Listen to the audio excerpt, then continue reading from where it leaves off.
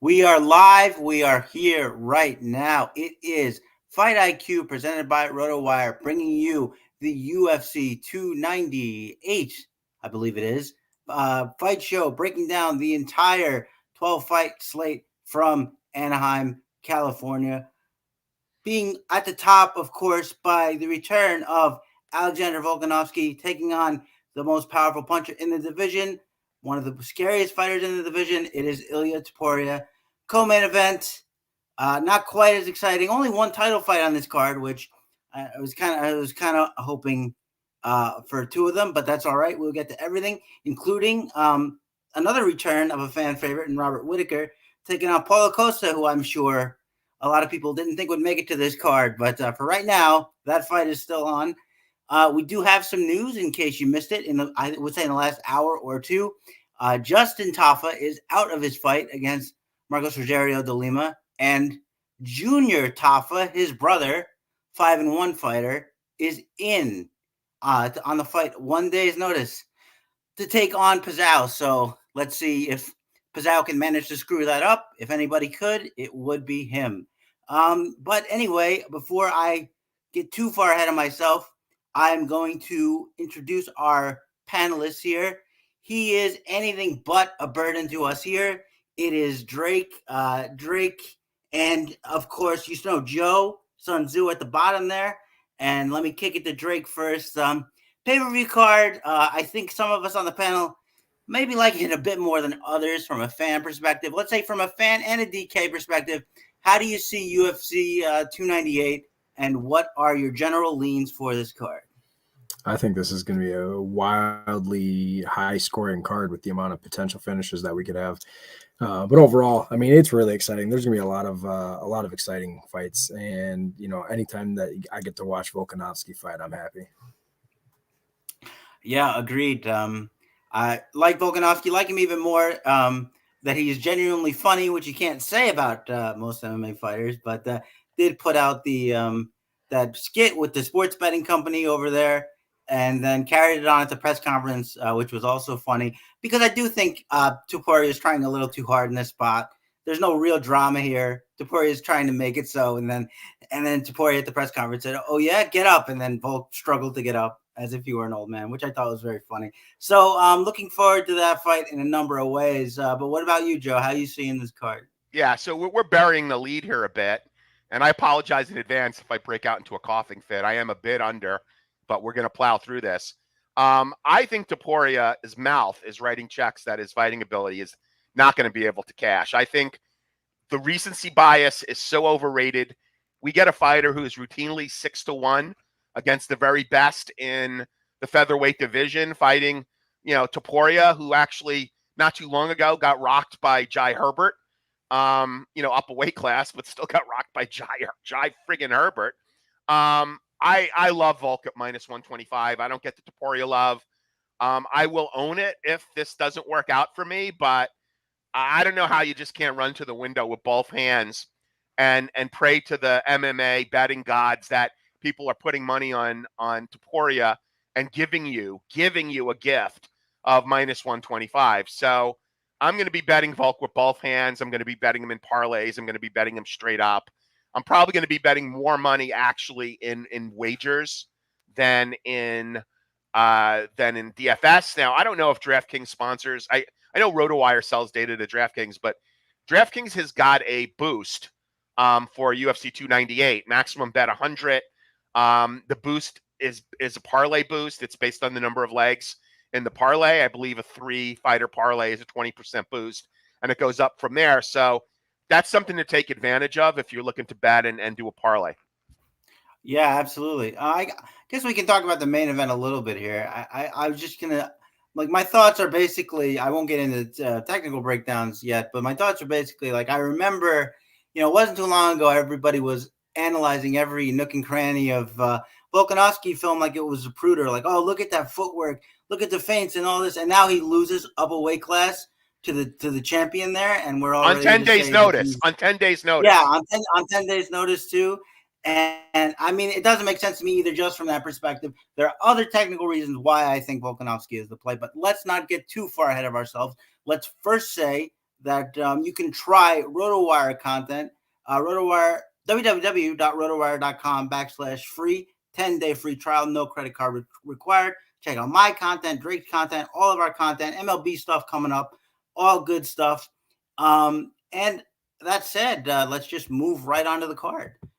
We have our first fight, and I am not ready. I apologize. Folks, talk amongst yourselves for a minute. I won't give you a topic like the first fight Mike is KGB Lee against Miranda Maverick. Thank you so much, Joe. I've got it here. It is Miranda Maverick at 8,900 taking on Andrea Lee at 7,300. Please don't say I didn't just say those salaries, Joe, because I did. Miranda Maverick at -190 and Andrea Lee at +165. Now, from us talking before the show, get the feeling that me and Drake in particular are going to heavily disagree on this one. I like Andrea Lee for one main reason. One is I don't like many underdogs here in general, and I have to pick one. But the other is I get the feeling that Miranda Maverick just isn't great against stronger fighters, physically stronger fighters. We just saw the last fight against Jasmine Judavicius. We saw that fight against Macy Barber. Even though people think she won that fight, it was still close enough that she dropped the split decision. I just think if she can't get her takedown game working, she's going to be stuck in space against a better kickboxer, and that's not going to be good for her. And I think the strength advantage is really going to play here. 7,300, I like it a lot. I mean, maybe she gets takedown of her own. Maybe she just gets some clinch control time at the wall install with the significant strikes. I mean, a win here, I can see 82, 84 points easy. That'd be nice at 7,300. I will take it. And so I'm going to go with the underdog first fight of the night. I get the sense that Miranda Maverick still kind of being looked at as, the hype that we saw when she came in. She hasn't always lived up to it. And I think the strength of her opponents is one of the big reasons why. So I'm going with Andrea Lee, kick off the night. I will go to Joe first because I want to save Drake to tell me how wrong I am until the end. I think Joe might have a little more common ground with me on this one. So Joe, how do you see this fight? I do. I'm going to play the role of Henry Clay, and you might need to Google that to see who Henry Clay is. But he was known as the Peacemaker. I see both sides of this. I don't love the odds on Miranda Maverick. I think KGB is talented, and also I think due to the inactivity of Jessica Penne, I think KGB Lee has probably got the best ass in women's MMA. That doesn't actually influence my decision as to her fighting ability. I like Maverick to win the fight. However, I would certainly not be surprised if KGB pulled out a decision. And, we saw Maverick get beat by Jasmine Judavicius, who is a lot better than maybe people thought. And sad as it may seem, is probably the best Canadian fighter in the UFC. So I'm kind of taking the middle ground here. I'm going to pick Maverick. That'll be my official pick to win. But I would play both sides in DraftKings, and obviously Miranda has got takedown upside. It's really a salary play for KGB Lee at 7.3K. It opens up a lot of salary, especially if you're playing Nakamura. We'll get to Nakamura at 9.6K. So you're going to have to find somebody in that low 7, high 6K range to play. And I think there are certainly, I think KGB is certainly acceptable in that role. Yeah, I do want to stress, and I'm not backtracking in the face of what Drake is about to say, but it is primarily a salary play. I'm not looking at this and saying, "Oh, KGB," one of my stronger plays on the card. But I need dogs here. I don't like very many as a certainty, and Andrea Lee falls into that category. Now, Drake, please go ahead and tell us why I am very, very, very stupid for that pick. I wouldn't say that you're stupid. Wow. And, I'd say 2 years ago, I probably would have been further on Lee than I was, than I am now. But, she's now 35. She's shortly here going to be 36. She's lost 3 in a row. She's had quite a few issues in her fights. You could argue that she won the Macy Barber fight, but you could also argue that Miranda Maverick won her Macy Barber fight. And then you look at the other 2 losses for Maverick. They're both Aaron Blanchfield, who's going to be challenging for the title, and an extremely good fighter. So that's a good loss. And then Jasmine Jasudavicius is clearly a much better fighter than everybody thought, because she continues just to power her way through things. So the way that I see it is, if Andrea's going to win, it's going to be on the feet, and she's going to have to keep Miranda off of her back, which is not always easy to do, because Miranda does like to power her way in there, and she kind of muscles everybody down, aside from Blanchfield and Jasmine. But, in every win that Maverick has, I think she averages right around 100. And at 8,900, I'll take that all day on DraftKings. So I do like her to win this. I do like her to make it, a good fight. And I think she scores well over 100. Yeah, definitely takedown upside. Absolutely. I mean, there's some takedown upside across this card. She's definitely one of them. But like I said, not many dogs I really love. I'm gonna throw my hat in here, and I always tend to do myself this way on the first fight of the night, so that I either ruin myself or set myself up, and more often than not, it seems ruin myself. But we will move on to the next fight. It is Oban Elliott at 9,300 taking on Val Woodburn at 6,900. Odds on this fight: Oban Elliott minus 330, Val Woodburn plus 270, and we have a Herculean task on our hands, Drake, because Joe is indisposed, and we have to try to talk about this fight for as long as we can. I'm not sure exactly what we're going to say. We know Val Woodburn as the guy who filled in as the sacrificial lamb for Bo Nickel, knocked out in under a minute. The UFC likes when guys do them favors like that, so here he is back again for a full camp fight, and good for him. He's powerful. He's explosive. That's about it. I mean, just sort of reckless, sort of dives in. And the other thing too, I think is just very short for this division. He's at a height disadvantage again. That really hurt him against Nickel. I think it's going to hurt him here too. Oban has a long reach. I think he would look to grapple here more so, but he can stick out that long jab too. And I don't really see Woodburn doing too much unless he lands one of his big haymakers. But I don't really see it here. I think before anything else, Oban will just take him to the ground. And I actually like Oban in this spot. You can say Val is kind of a wild card because we haven't seen too much from him. But what I saw on the regional scene, plus of course the UFC debut didn't do much to ingratiate me to him. So Val Woodburn, I feel like he's gonna burn, no pun intended, a lot of people if he does spark out here. And look at the debut.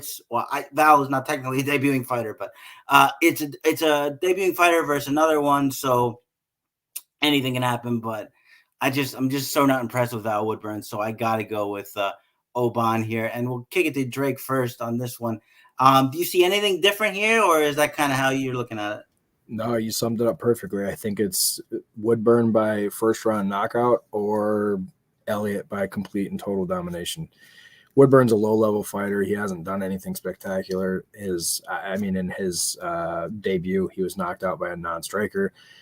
And, I mean, that's really all you really need to know. I mean, Elliott's not much of a striker. He does got a little bit of it. He prefers to, play on the mat. But I think Elliott just dominates this whole fight for as long as it lasts.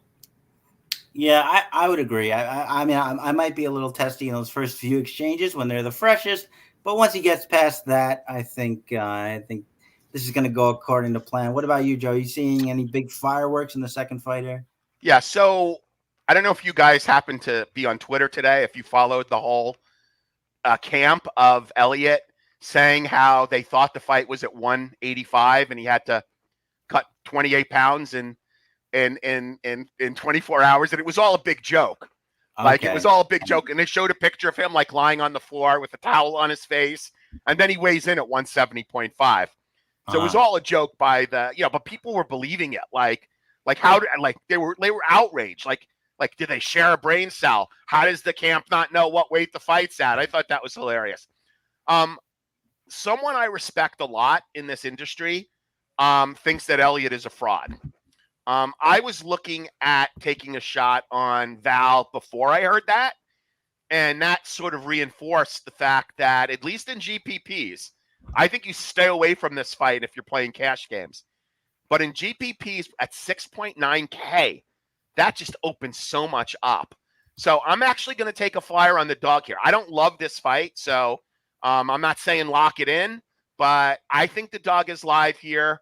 6.9K, GPPs, guy who likes, Val to win outright. I respect him a lot. He's been on a good run in 2024. So that kind of reinforced my play on Val. 6.9K.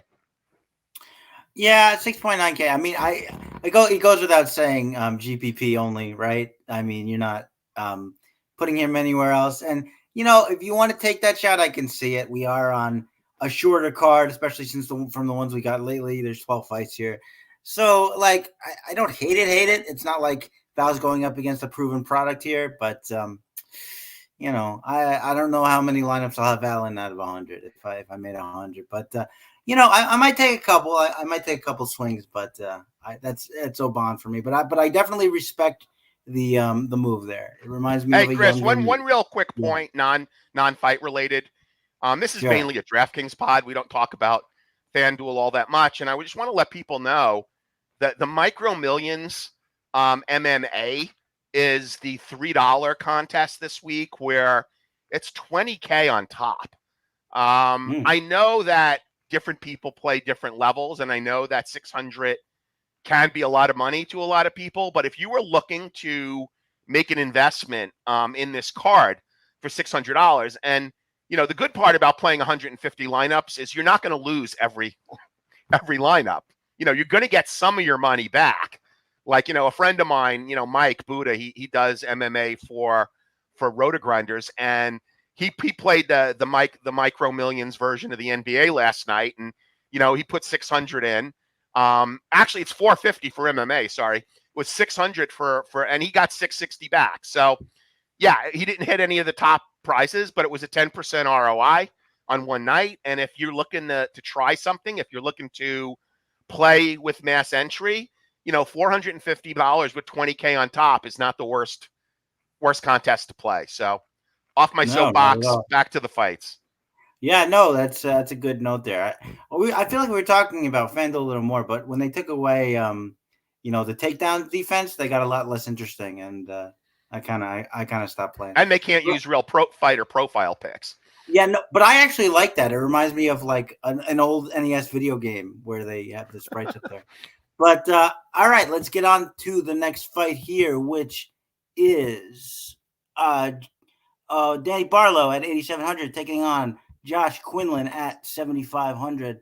Line on this fight is they moved it. Barlow minus 220, Quinlan plus 180, and I think this is a really bad spot for Quinlan just because of the immense struggle he had with the reach of Trey Waters in his UFC debut. He really couldn't do anything. Waters was just sticking a jab in his face the whole fight. Had him rocked 2 or 3 times, and I think if he was more aggressive with the finish, he could have got it there. Barlow is a more dedicated finisher. 4 out of 7 of the finishes are by knockout. Trey Waters has more, submission spread out there. Barlow is fast. He's powerful. Quinlan's going to have to be leaping into range all night long, and I don't see that ending well for him unless he's fixed a major hole in his game within one fight camp, and I really don't see it happening. So I'm really heavy on Barlow here. I actually like him a lot, and I just think he's going to be too much for Quinlan pretty much everywhere rather. So my pick is Danny Barlow, and I believe the first one here is Joe. Joe, what do you think about this one? Okay, so I have a process, and we appreciate, obviously, you guys, watching this pod for pay-per-view events. And there's a lot of content out there. So I like that when I absorb content provided by other people, I don't like to plagiarize, so I always like to give them props. I heard a great story about Barlow from Cody Saftik, and everybody who doesn't know who Cody Saftik is should not be, wagering on MMA. He does the Dogger Pass podcast with Paul Shaughnessy, and he talks about being in Memphis. And there was a fight card in Tennessee. It was Memphis or Nashville. And he walked into a bar, a fighter's bar, and like Justin Gaethje was there. There was about 100 fighters in this bar. And of course they had one of those machines where they have the boxing bag and you hit it and it like measures your force. And the idea is like to get it over 800. So like, all these fighters were testing this machine, getting it up like maybe as high as like 880. Getting it to 800 was pretty hard for like a non-fighter. So Barlow walks into the bar, and again, there's like 100 MMA people in this bar. Barlow walks in the bar, and what's his name? Like the left hand of God or something like that. He takes no warm-ups, and his first shot with his left hand, he hits it at 960. Wow. Like all these other MMA guys, like they're taking multiple shots, they're warming up, they're getting like in the high eights. He does 960 with his left hand. Now, I love narrative, right or wrong. Sometimes it works for me, sometimes it buries me. I love narrative. When I heard that story and knowing that he's coming into this fight off of full camp and knowing that his opponent isn't all that good, I actually love Barlow in this spot. He's probably my third or fourth favorite bet on the card. I like him in DFS. I like him as a bet. I like him as a parlay piece. Yeah, give me all the Barlow I can get here, and I'm going to be very underweight to his opponent. Yeah, left hand to God with the 2 as a numeral there. How about you, Drake? What are you seeing in this one? Well, the more that I keep hearing and reading about Danny Barlow, the more that I want to go with him. I had Quinlan going into this. I have Quinlan in my article. I have Quinlan in my podcast that I do with my buddy. And the whole reason to that is Quinlan obviously has a huge advantage on the mat. So if he gets it there, that's where he's going to, to make his money. And I'm going to stick with him. I'm going to, he was 1-for-8 against Waters in the, the takedown department. Barlow's takedown defense is questionable. We haven't really seen it a whole lot. So it's really hard to know, what he's going to do when he's got someone pushing forward like that. Obviously the reach is going to be an issue again. I have to imagine that Quinlan has spent the majority of his camp working on that, considering that was his problem in the last fight. And he's now, at a 9-inch reach disadvantage or whatever it is. So don't get me wrong. Barlow by knockout is very likely, but I'm going to stick with Quinlan. I like Quinlan to get this to the mat. And if he does, we could be seeing a submission from his side. Yeah, definitely. Something we should mention that, if he gets the fight to the ground, like you say, untested on the ground, or at least we haven't seen it. So definitely could be interesting there. Hey, Drake, why don't you real quick, Drake, you do pods for all the events, right? Yeah. Why don't you just let people know when, like if you guys want a pod, we only do pay-per-views, but Drake hits all the events up. I've listened to a couple of them. He does a really good job. Like tell the audience, like, when you typically do the pods. So we typically, me and my buddy Joey, we typically do them on Thursday nights. Today we happened to do it this morning, really early. Almost always uploaded at least, late Thursday night, Friday morning. We go by It's Time Picks. You can find us just about everywhere. But yeah, we always do, what we can with our YouTube show, and then we go through every fight in a DFS and betting type of thing. So if Joey ever has any hot takes, we should have him come on and break down a couple fights. Oh, he would be down for that. He would love to. Yeah, let's like next time he has like a real hot take, and it could be a parlay, it could be a fight. Like we should have him come on and break down a couple fights. Yeah, Chris, that's cool, right? Oh yeah, absolutely. Yeah. Okay. Sorry for the divergence here, but I thought that people should know that you can get RotoWire content in non-pay-per-view weeks, by yeah. to Drake's No, those are your good drop-ins. The ones about like Vaseline matches and stuff, not so much, but those are the ones that we like. So I have no problem with it. Thank you for that, Joe. Now on to the next fight. It is Jinmin Yang at 8,400 taking on Brenson Ribeiro at 7,800. The line on this fight, Zhang is at -127, Ribeiro at +107, and what do you say about this fight? Wrote the UFC fighter versus Contender Series guy. Not really looking forward to either one of them that much. If you saw Zhang's fights on the road to the UFC, he's basically just a brawler, big light heavyweight brawler. Ribeiro is, I would say, the more athletic guy. He's got the better footwork, but he's also hittable. And so basically what I would say is this is big guy fall down, go boom fight. One of these guys is going to get knocked out, and you got to have one in your lineup, total GPP. Pick one if you dare, leave the other one out at your own discretion. I'm going with Ribeiro just because I think he's actually got like some attributes, like I said, athleticism and a little bit of footwork and the ability to counter a little bit, whereas Zhang is just going to push forward and just throw in these really wild exchanges and sort of just hope that he can outlast his opponent, which, I mean, he might be able to do here, but he won't be able to do it for very long. So I don't expect to see either one of these guys for very long. But for this matchup, I'm just going with Ribeiro and kind of closing my eyes and crossing my fingers and just taking who I see as the more skilled fighter in a matchup of two guys who are just going to get in there and swing. And Drake, do you see any intricate skill in this one, or are you kind of leaning the same way? It's no doubt, pure GPP, and one of them is for sure going down. I am on the opposite side, though. I've got Zhang, and what really settled me on it is if you go and look at their fights, Zhang is actually more accurate than Ribeiro is, and if Ribeiro is hesitant in that first round because Zhang's a first-round fighter, he's first-round or bust, we're going to see his, lights get knocked. So I like Zhang in this one, probably slightly more than most people. I know there's going to be a lot of people in Ribeiro as there, it's going to be a high-owned fight either way. But I like Zhang. I think he has the better speed. They both have good power, but the accuracy from Zhang, I think, is what seals it.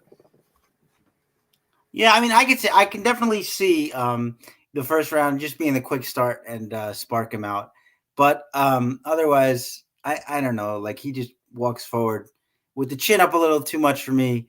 But yeah, I can see it either way. Like you said, you have to be on both sides. Joe, you get anything else to say on this one, or can we? Yeah, I'm obviously going to break the tie here, and I'm glad that I didn't really put a lot of time into this fight, and I hate that I actually have to play this in GPPs because of the finish upside. I am going to stick with my initial pick of Ribeiro, but it's with very little confidence. And given Drake's analysis, I'm probably going to play more Zhang than I would have played, simply because obviously it seems to me that, at least I don't want to speak for you, Chris, but like at least based on what I know about this fight, Drake seems to have a better sense of how it's going to go, and he seems to put more time into it than I have. So, I definitely am going to play some more Zhang than I would have in the past, but I'm going to stick with Ribeiro as a pick. Yeah, I mean, hard to have high confidence. Basically, just pick your favorite flavor and go with it and see how it goes. We have a couple of those kind of fights on this card, but an interesting prospect coming up here in Ilia Nakamura at 9,600, taking on Carlos Vera at 6,600. The line on this fight is where are we? We are not in order. Ilia Nakamura is minus 1,400, and Vera coming back at plus 800. I mean, those odds might suggest that there's not too much to talk about. Do we have to really spend a lot of time on this fight? No, we don't. Vera's a trash can. Let's just leave it there. Going to take him down and over and over again, and that's going to be the end of it. I did want to share a funny anecdote of like a weird looking fight that I saw of Vera's, where like his opponent put himself inside a choke. It was bizarre. But in any case, Ilia Nakamura for the win. 9,600 prohibitive. But a couple of takedowns in the first round finish could cover it, but 9,600 still a lot of money. But the pick is obviously Nakamura. And Drake, I know you've been studying this fight all week. Looking at it from all different angles. Really, the gem loop got it out. And so, what is your take on this one? Before I say that, now that you say that, just real quick here, I actually do go into all of these fights and I break down everything, every little piece of fighter. That's why I'm on a lot of dogs more often than more than a lot of people, because the things that I look at and the things that I see, it's just it's paths that people can that these fighters have, the weaknesses that they share, and just things like that. So I go deep into this stuff, and it is what it is. But yeah, for this one, Nakamura, I mean, Vera, he's 36 making his debut. He hasn't done much of anything. He hasn't really fought anybody.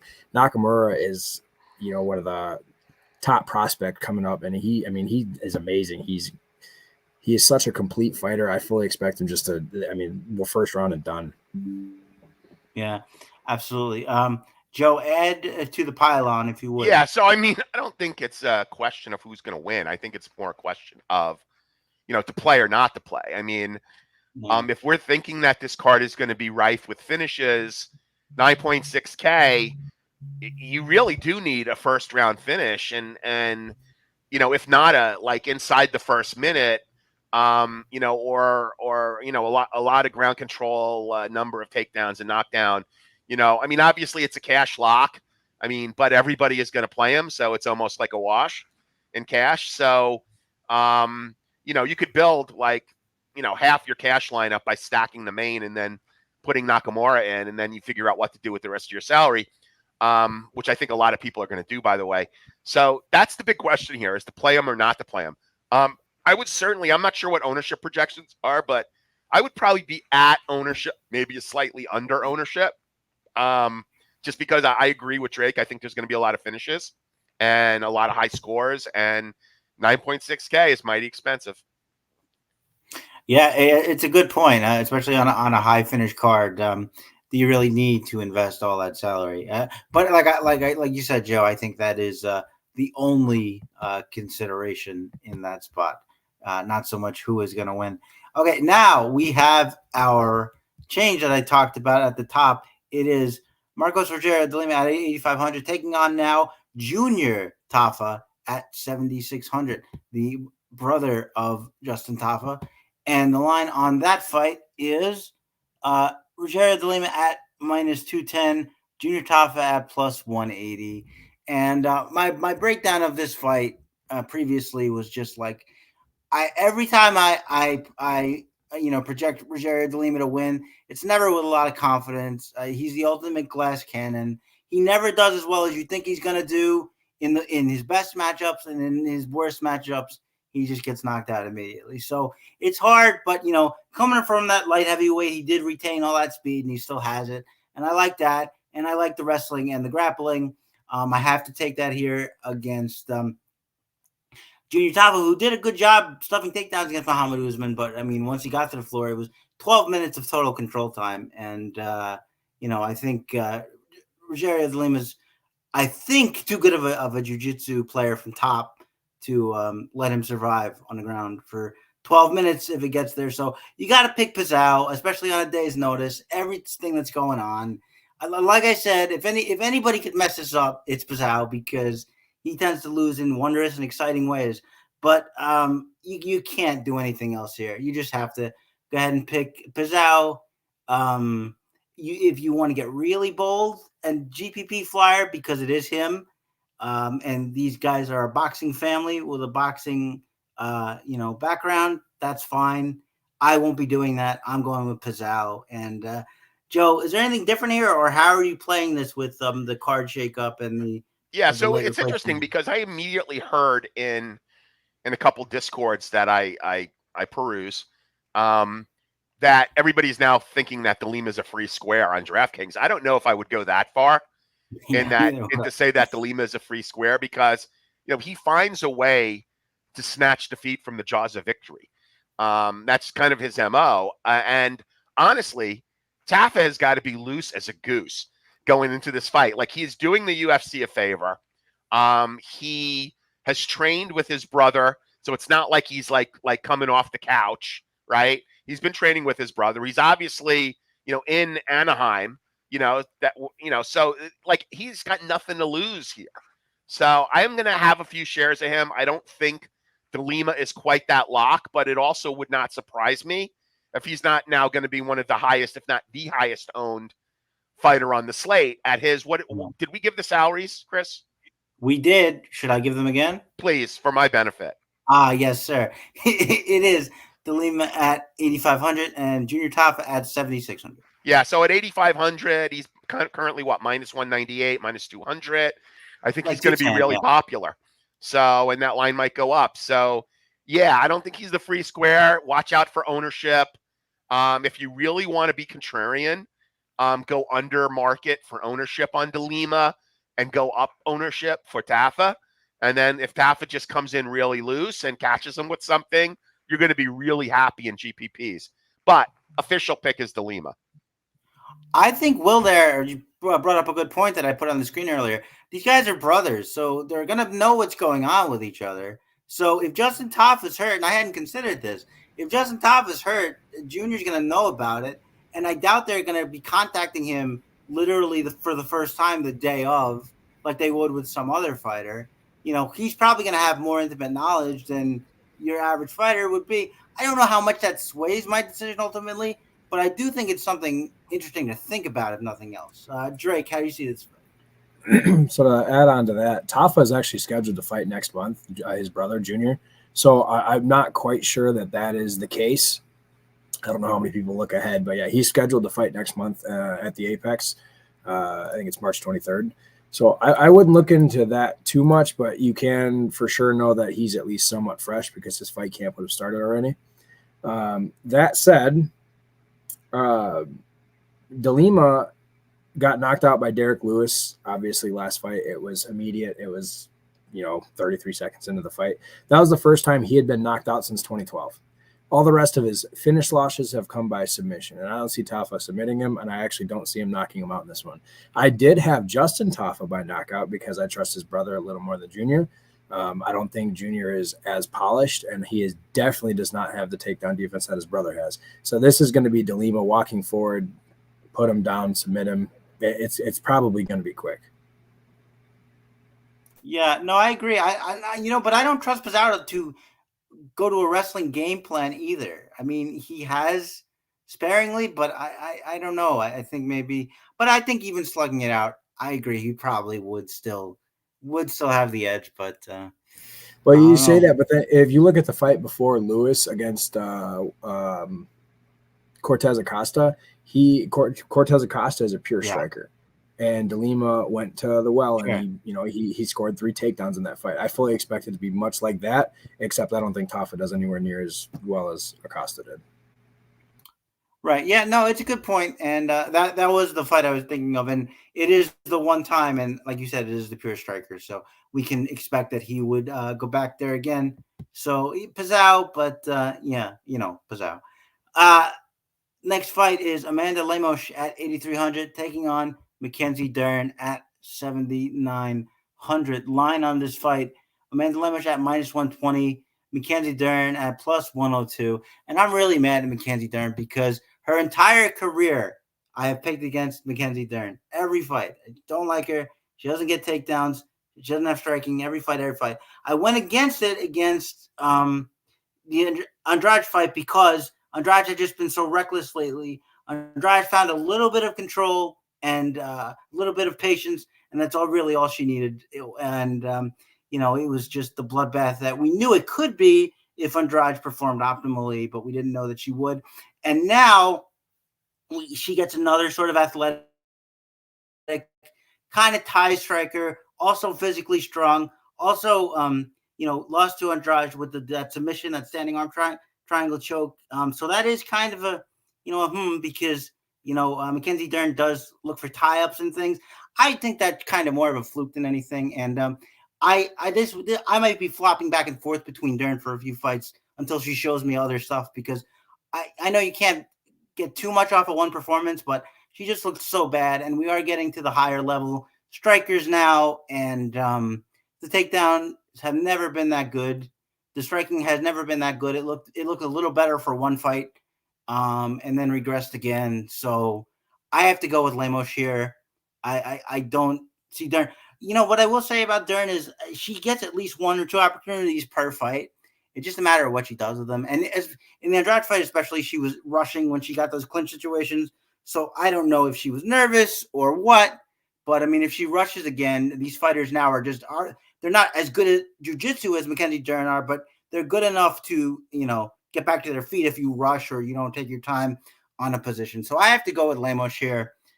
Dern could make me look foolish, but I'm back off the Dern train for a while, and it feels good. Joe, how are you seeing this fight? Yeah, so I think the biggest debate about Mackenzie Dern is she or isn't she hot? I happen to be on the is side, but I got That's burned our by next pod, by the way. I That got one's burned by tomorrow. Dern.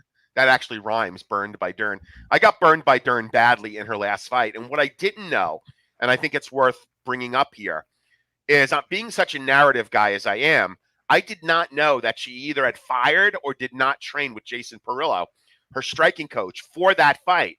She had looked so good the prior fight, like being more well-rounded. Her stand-up looked so much better. Her striking looked so much cleaner. And she totally regressed. And I didn't find out till during the fight that Jason Perillo was not with her for that card. And she looked horrendous. She looked sloppy. Her dad was screaming at her in Portuguese. I mean, it was just an absolute mess. I don't understand the line here.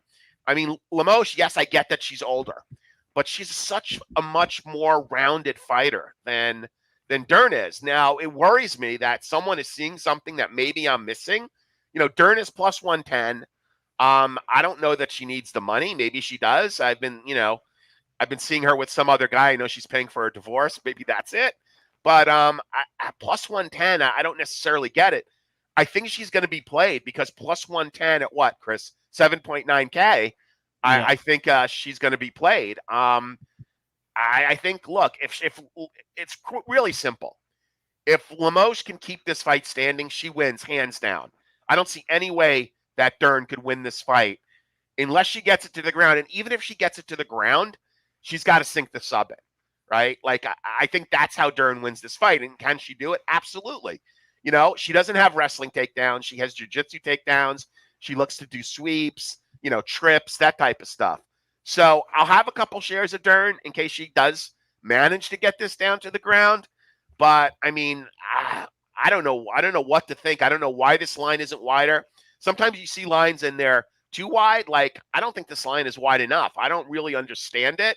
And when I don't understand it, it really concerns me because I really don't think that much of myself where I know that much more than everybody else is betting on this fight.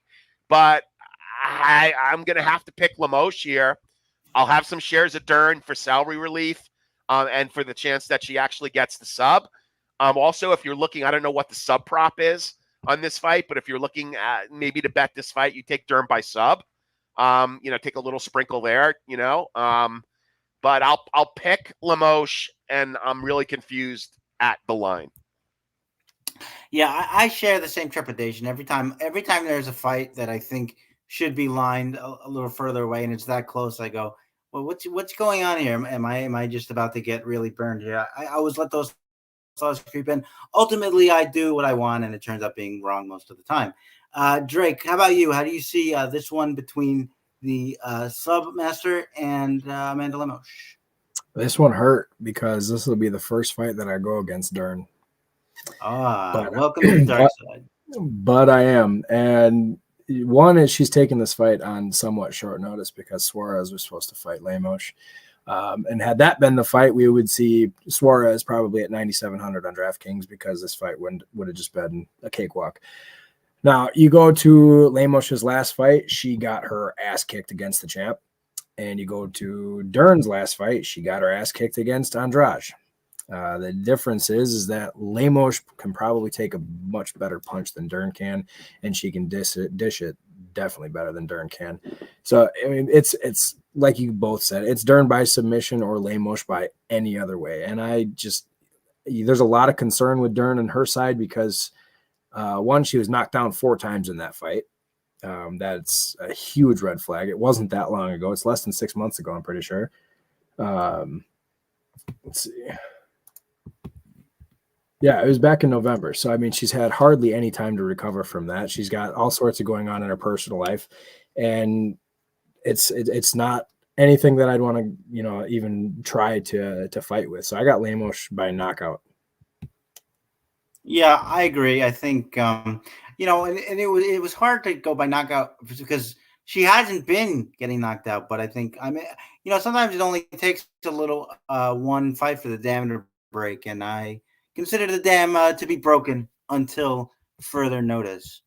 All right, that brings us to the next fight, which is Alexander Fluffy Hernandez at 8,800, taking on Roman Kopylov at 7,400. Line on this fight. Let's get there since I was looking at props. The line on this fight is Hernandez at minus 240, Kopylov at plus 205. And I know people are looking at Kopylov here because they see the really good takedown defense, 92%, I believe, but none of those guys are against really committed or dogged or I would say skilled wrestlers. Anthony Hernandez is one of these guys who does the MMA meta of making the fight cardio based, and one of the big ways he does that is wrestling. He will go and go and go, and Kopylov is more of a flat-footed kickboxer. I think Hernandez is going to wear on him. He might fail initially. He might fail in the first round, but eventually, I think he's going to get there.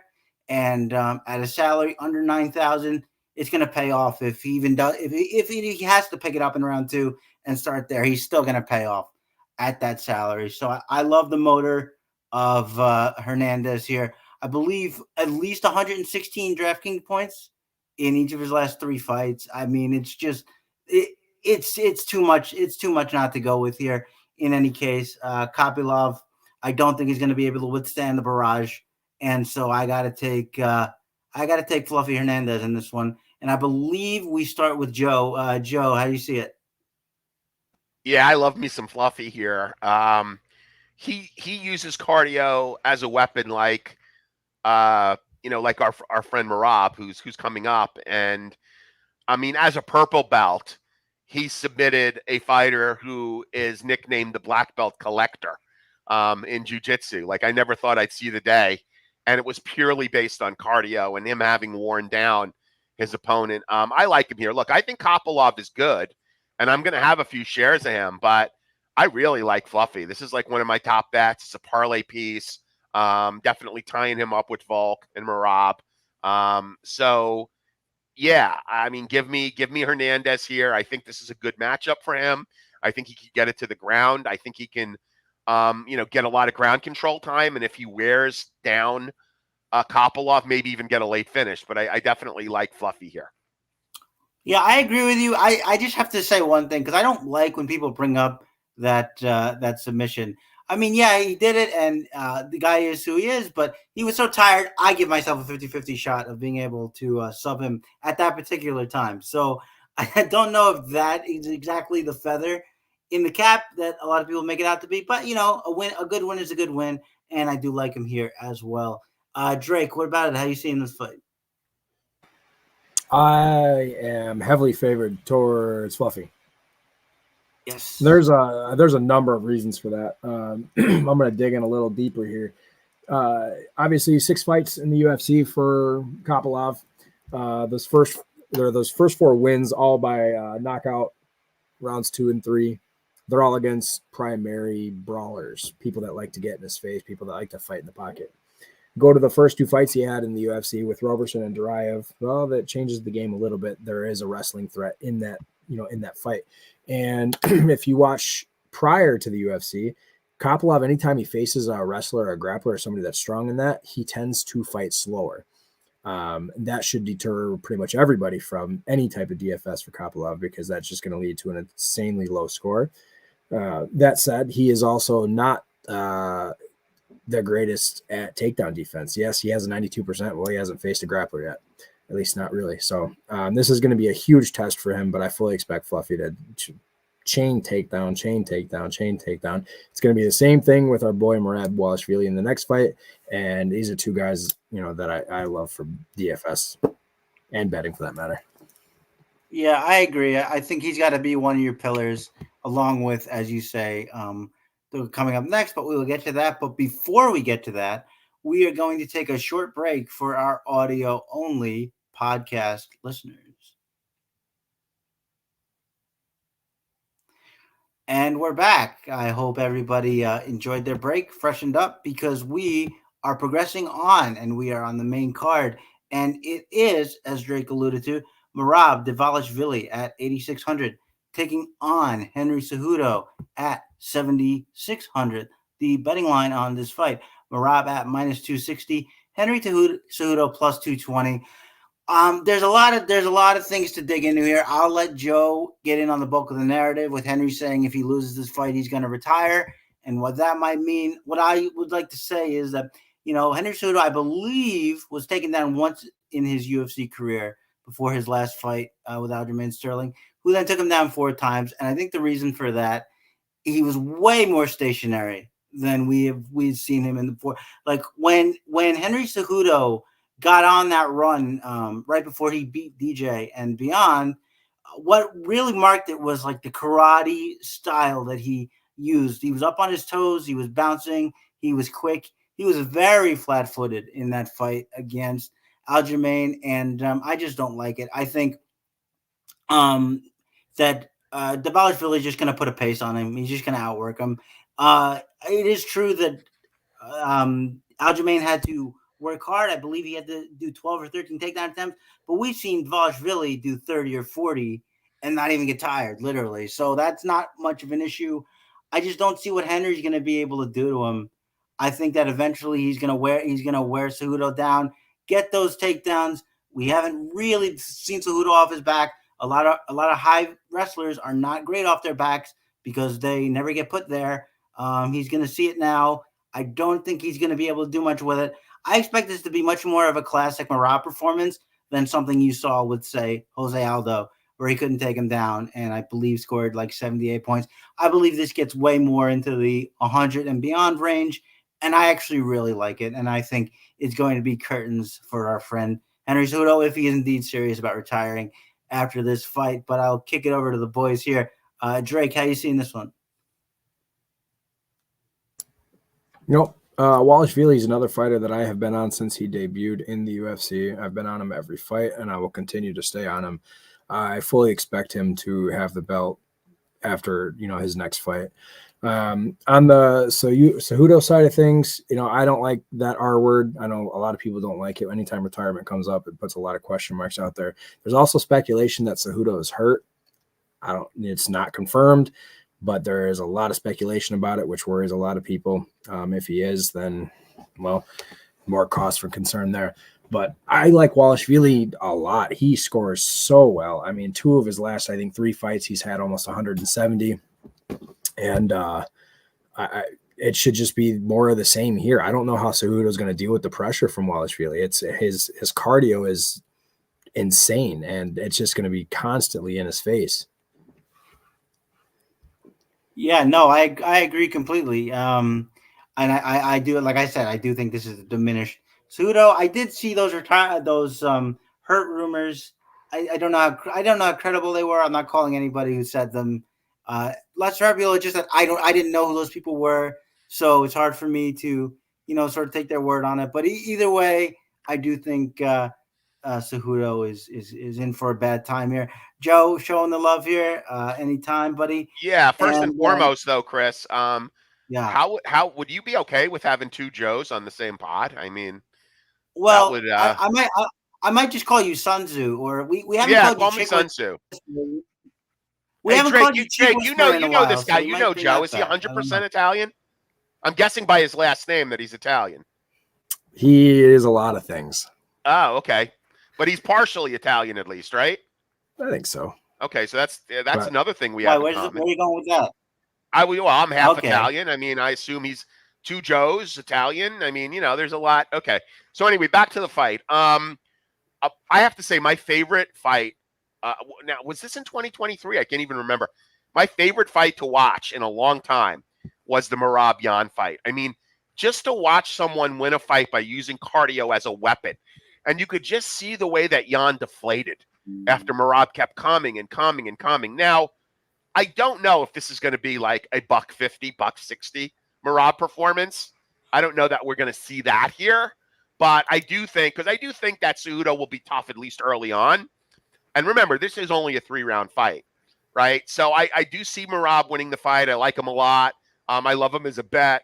I wish the DraftKings salaries were a little narrower, but I think everybody is seeing what we're seeing here, and looking at Merab as a future champ, in the weight class. So I really do think that, I really do like this fight a lot. I'm going with Merab. My only caution is that if you play Merab thinking he's going to put up 150, I don't know that I see that. I mean, it would be great because I'm going to be heavy to Merab, but I think I would manage my expectations a little better, and he is higher priced. Look, if you could get 12, 13x, be happy. So yeah, give me Merab. I'll have a few shares of Cejudo just in case, but I don't expect to be much to market on whatever the ownership is on Cejudo.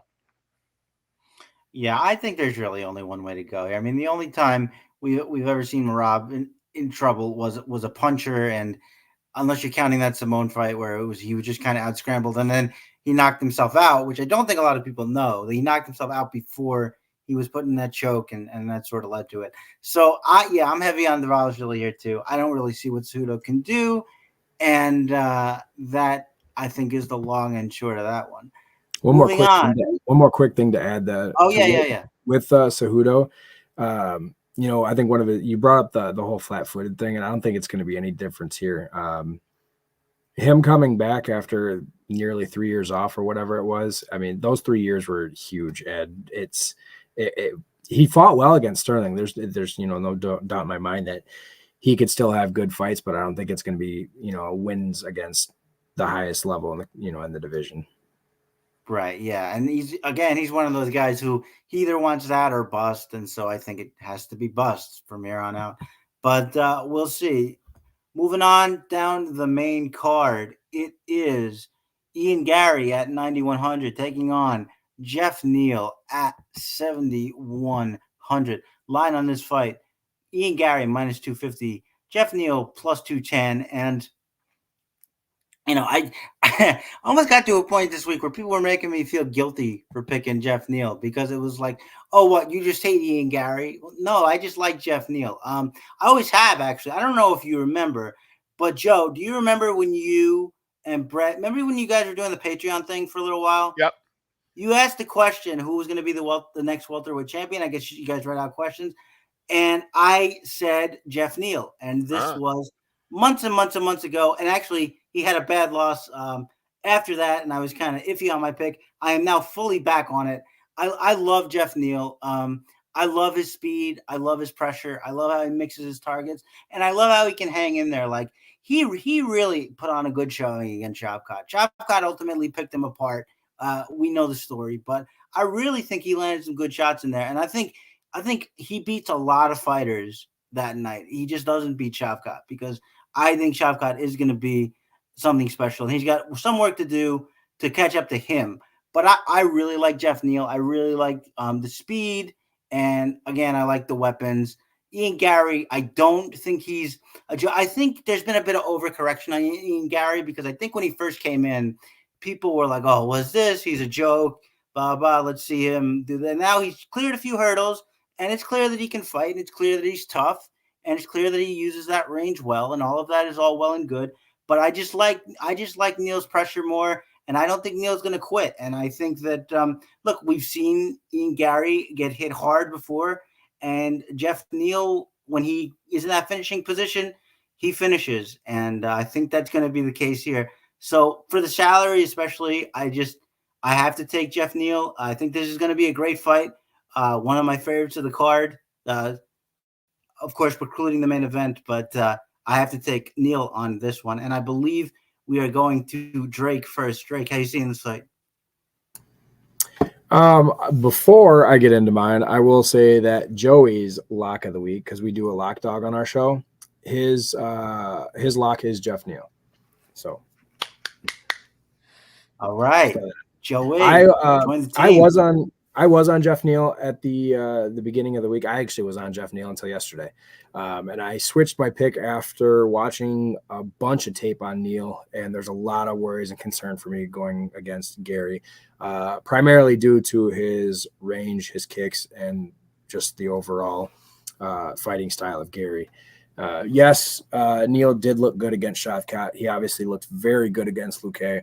I think he's going to have a lot of problem with Gary's range in this fight. And that was really what swayed me into picking Gary.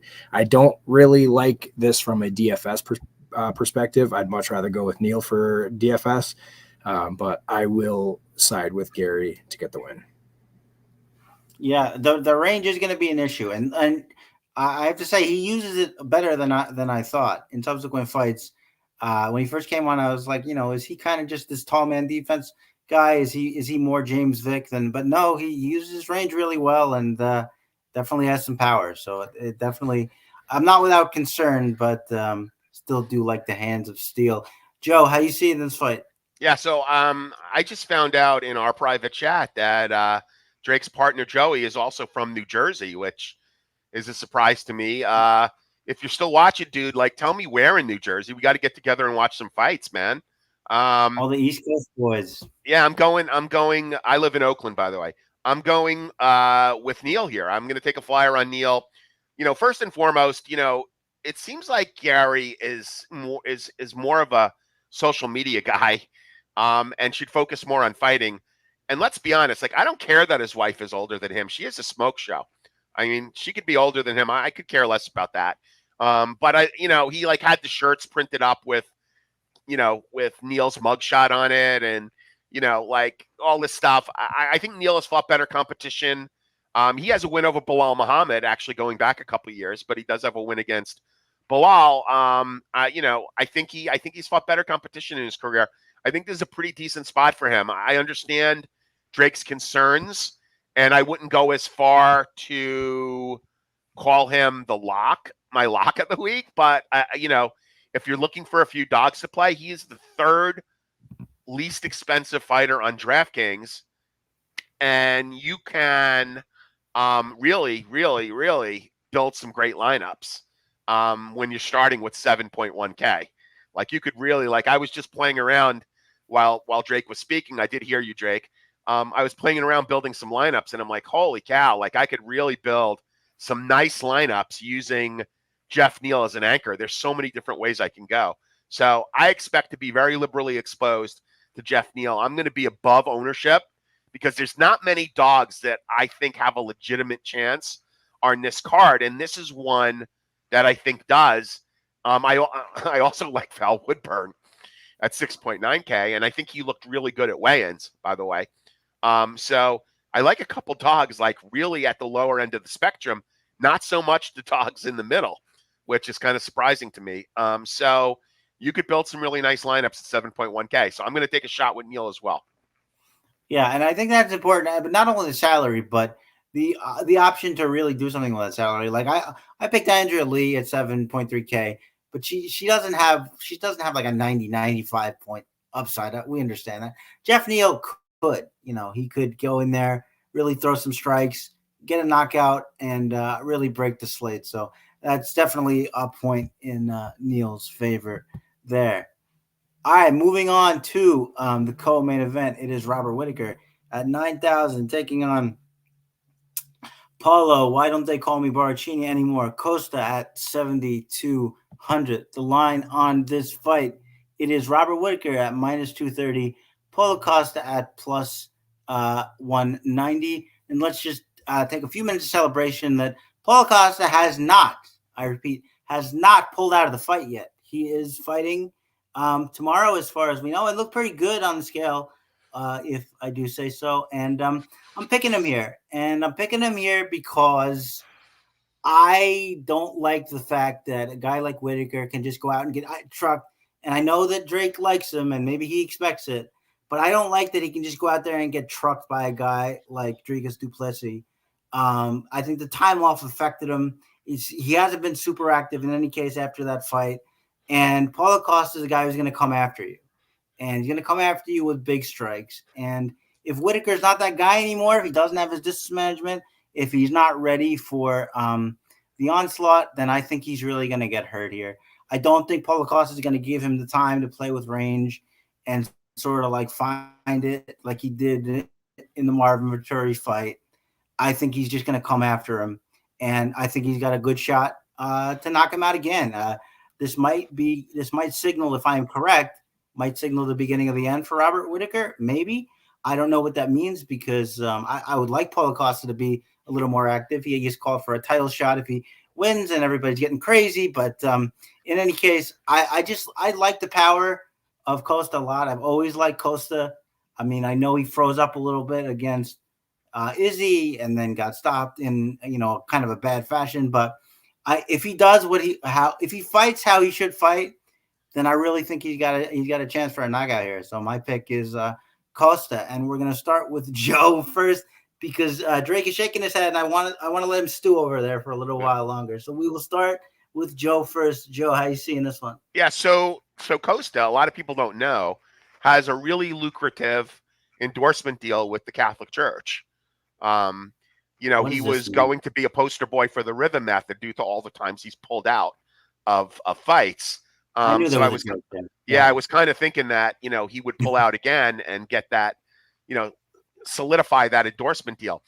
I have to be honest, I was not at all impressed with how Costa looked against the ghost of Luke Rockhold. Like the fact that he could not put Luke Rockhold away, and then having all these issues that caused him to be a poster boy for the rhythm method. I don't know, man. I think this is a test for Whittaker, right? This is the line of demarcation for Robert Whittaker.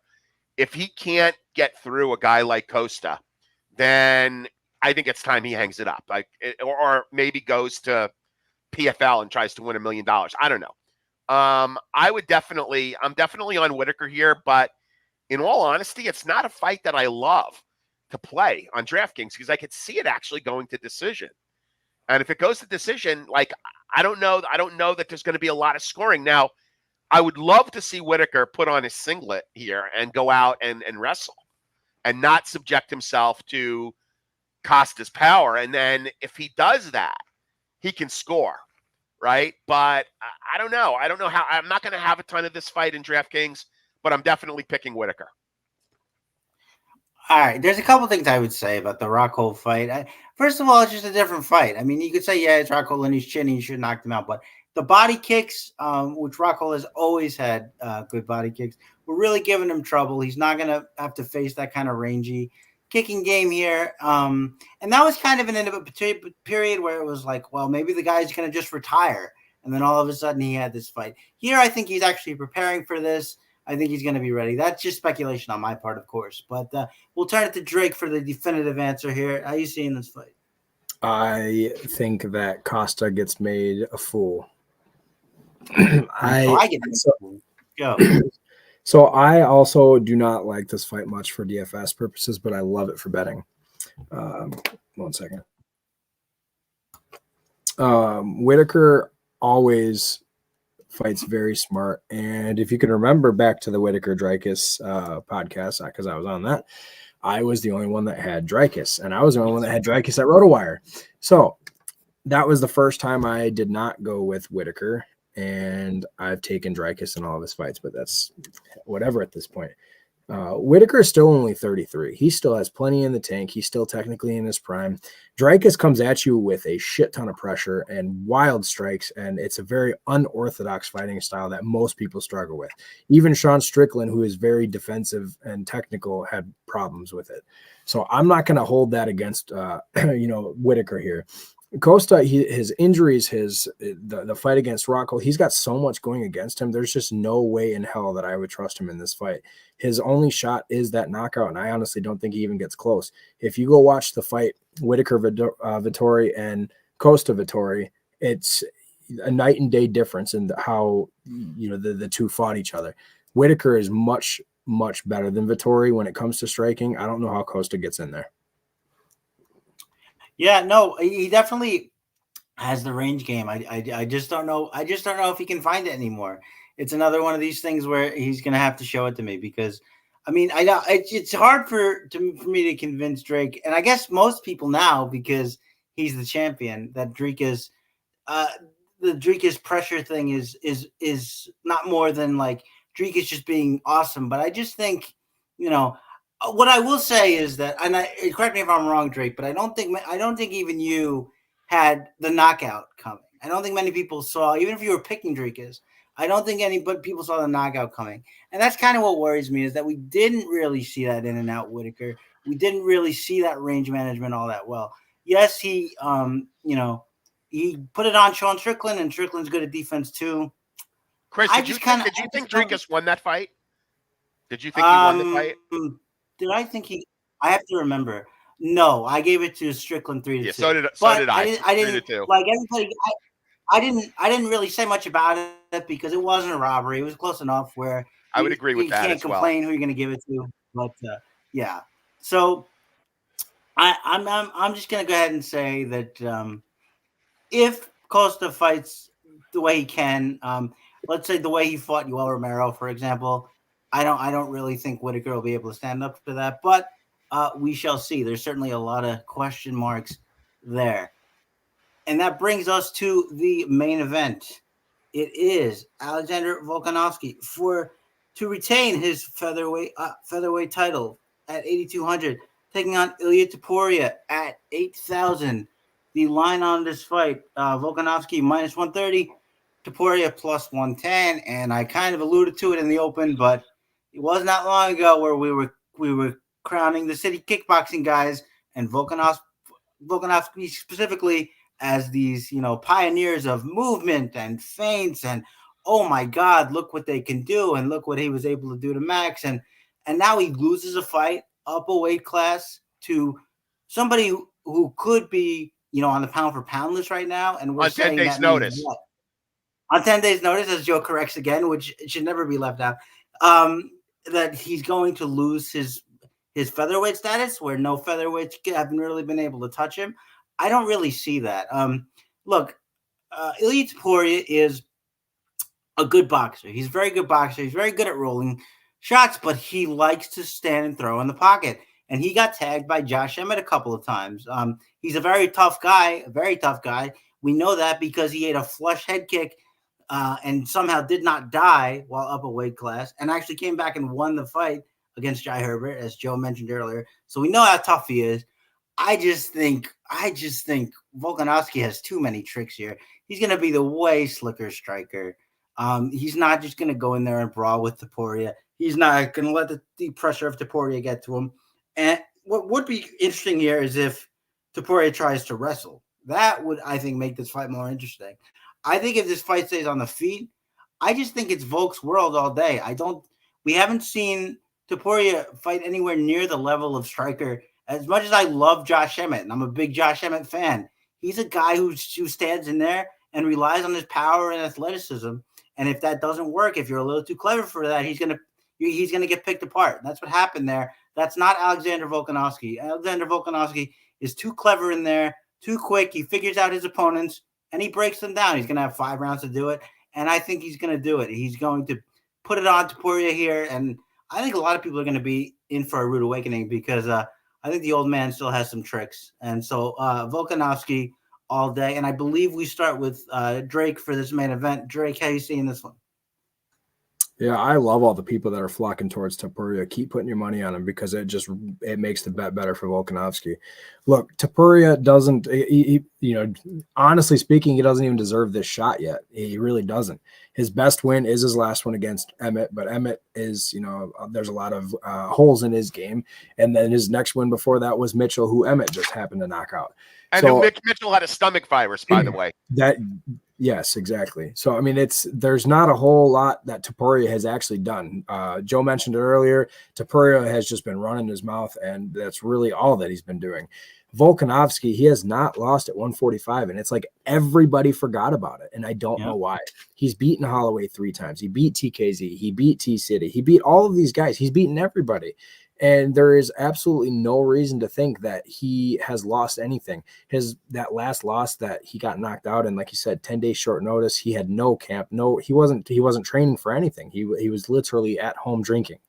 Like he said, I mean, that's what he was doing. He was having he was enjoying his off time, So if Volkanovski on a full fight camp against anybody, I will still take all day against anybody. And this should be, we're going to see prime Volk in the best way possible in this fight. Yep, I agree 100%. I feel like Joe does too, but let's go to him to make sure. Joe, how you seeing this one? Yeah, we buried the lead early on in this at the beginning of the show, and I love Volk here. I mean, I'm with Drake. I'm gonna wait to see if any late money comes in on Topuria. It even moves the line closer to even, but I plan on making. Well, I know we're only in February here, so saying I'm going to make my largest straight bet of the year doesn't really mean much, Yeah, given that we're probably not true at this point. Yeah. given that we're in February. But I am going to make my largest straight bet of the year on this fight on Volkanovski. And look, I will fall on my sword if this doesn't work out for me. I always have. So I will take the heat.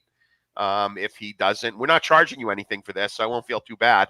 But I do like Volkanovski a lot, and I really think he's a great value and a great bet and an excellent parlay piece. And we can segue into hot takes. Yep, we can. That is the fight card. It is unanimous in the main event, and it is now time for hot takes. If you don't know how this works, we take something that is a juicy price, whether it be a parlay or a straight pick, that has we think reasonable chance of coming in more than the odds say, and we give it to you as our hot take. If you're in chat and you have a hot take, put it down there. I will put it on the screen, and we will read it and talk about it and see if we like it on the show. But first, I'm going to kick it to these guys. Does anybody have a hot take? I do, Chris. I'm going to give you two because I know that the first one I'm going to give you is not very sexy. It's essentially a parlay with Volkanovski, Merab, and Fluffy Hernandez. You could juice that up a little by adding Barlow. I like that as well. With the three that I called out, if you're getting 5-2, if you use the boost, you could get it up to 3-1. Again, if you could add Barlow, you could get a little bit more value. If you want the odds part, if you want the odds parlay, the juicy odds parlay, let's go with Joey's pick of Neal and tie that up with my pick of Val Woodburn, and that's going to pay 9-1. So you could parlay those two guys together and get 9-1. I would not bet the house on it, but if you're looking for something high flyer type parlay, 9-1, play that. Otherwise, again, to recap, it's Volkanovski, it's Merab, and it's Fluffy. That's my primary, and then I would add Barlow to that if you want to get a little bit more leverage, juice it up a bit, or play it as a separate parlay. Do a 3-4 round robin, something like that. But yeah, those are my two takes. All right, Drake, how about you? You got a hot take ready to go? Yeah, I got a couple of them. So my first one is just going to be a little 3-piece parlay. It's got Volk, it's got Lemos, and it's got Maverick. Pays almost 4-1. It's three picks that I'm really confident in. And the other one is it's a more of a long shot. It's actually going to be Zhang by first round sub, which pays about 8 or 9-1. Wow, yeah, no, that would be good, but you can definitely see it in the chaos, especially. Maybe a little club and sub, or who knows what we got going on. I'm gonna be a little pikerish next to these guys. But I am gonna go with one that I do believe in, that is also pretty decent money. That is Jeff Neal by KO TKO at +310. I just think these guys are gonna be exchanging a lot, and I like Jeff Neal's speed and his technique a little more, and I really think that that's a good one at that price. So +310 and Jeff Neal for the knockout. And I don't see anything in chat currently, but going once, going twice, everybody in there. Hot take, we'll put it on the show. Going once, going twice. Joe, I appreciate the endorsement, my friend, on the Jeff Neal pick. Going once, going twice. All right, everybody, that is going to do it for the Fight IQ podcast for UFC 298. Thank you so much, everybody, for hanging out. Thank you, Joe, for hanging out. We will definitely get you on the pod soon. Drake, Joe, you guys, anything you guys want to plug? Promote? Well, we'll be back for 299. I'm only on Twitter at Sun Tzu. Always happy to talk fights. Yeah, that's pretty much it. I mean, I really appreciate the growth of the space on Twitter. Honestly, I love the content. It's non-betting content that Nina Drama does. I think she's hilarious and hotter than balls. You know, like I love the number of women that are now involved, you know, in MMA as fans. Again, at Sun Tzu, feel free to reach out. I don't beg for follows. I don't need to monetize my Twitter. So, you know, we'll be back for 299. Try to cook up something special for 300.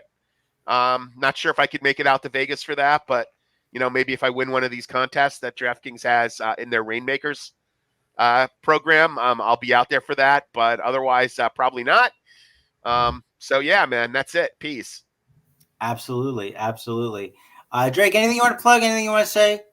Nope, like we mentioned earlier in the show, you can find me and Joey for every fight event on YouTube. It's Time UFC Picks on YouTube. It's Time Picks on Facebook. Yeah, I mean, we love doing this stuff, and I can't wait for the next card. Absolutely, and we do have a late entry in, which I will allow. It is Kopylov by round 3 KO, which would certainly fit his pattern in the past. Yeah, I could see it. Could definitely see it. I mean, I love Fluffy, but I could certainly see that happening. Like that one, even if I am on the other side. But yeah, I mean, and we've seen him sparked out before, and it could be the case that, you know, rushing in recklessly for the takedown, one of them just gets caught, or he does get tired, you know, so there are some avenues there. Once again, everybody, thank you so much. Good luck in all your contests this week. As Joe said, we will be back for every pay-per-view. Guys, you're killing me here. I asked before. Fluffy, round 3 submission. I like that as well. Sort of the polar Personally, opposite. I like that outcome better. Yeah. Yeah, I like the outcome better too. And the polar opposite pick of our last one by 0 there. So good. We got some contention in the chat. I like it. Nice. Nice. All right. So I'm actually going to give a little grace period here in case anybody wants to sneak in. 5, 4, 3, 2, 1. Okay. Nice. So that is it. And as I say, we will see you on the next card. Follow all of us on Twitter. View our takes, view mine and Drake's articles on RotoWire for this card. Everybody, we are out of here. Good luck in your contest, and we will see you on the next one. Peace.